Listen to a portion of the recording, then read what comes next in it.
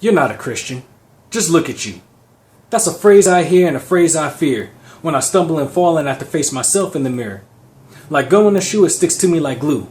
I don't just hear it from me, but at times I hear it from others too. Cause the standard is so high. I want to be like Jesus, and so hard I try, but the reality sets in anytime I get near a pool and try to walk on water.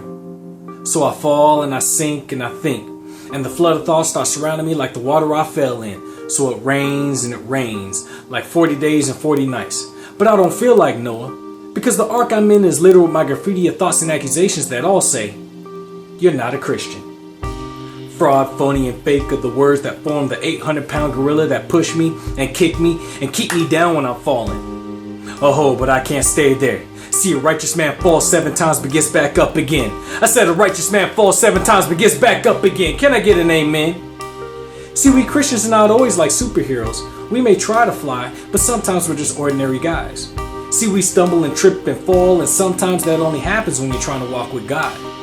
See, the path that leads to destruction has no rocks, no fallen trees, and no bumps along the road. The path that leads to destruction is so clear that nobody pays attention to the dirt that you got on you.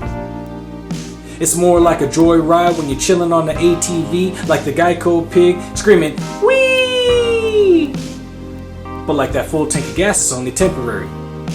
So while everybody else is joyriding, they see me stumble along this rocky, bumpy path, has them asking, so what's his problem?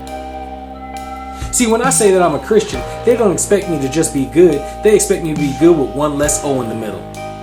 But don't hear this as a complaint. Hear this as a wake-up call that whenever you put light in dark places, you're gonna get looked at. So I expect that.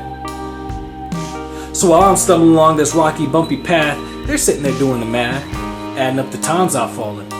But from a Christian perspective, there's a problem with that arithmetic. So your successes are not less than the numbers of times you've fallen, but are equal to or greater than the grace and mercy multiplied by the numbers of times you got up. And I will get back up, because the word has prepared me with tactics that seem a lot more like football practice. And if you ever done up downs, you know what I mean. See, even the greatest get tackled and land on their backs, but their mark of a greatness is that they get back up in a snap. And the mark of a Christian is evident in the scars he carries with him after the fall, but they only become scars because he got up, pushed on, and lived on. Only the living carry scars in that spiritual. So in the midst of this so-called failure, I remain spirit-filled. So if the scars I carry with me teach you one thing, let it teach this and let it be heard. I can sum it all up in just 3 little words. Get back up. No, I can't hear you. Have you fallen asleep? Get back up. Have you found yourself tempted to roam the streets, finding out that they weren't that fine now waking up in their sheets? Get back up.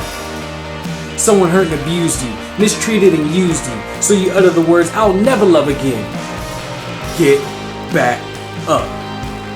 Just when you thought you were doing better, you found in the end, you fall into the same sin. Get back up. Now I still can't hear you. Have you fallen asleep? We don't sit in defeat. You should be on your feet. Because as an army of God, we will never retreat. So I say it one last time. Get back up.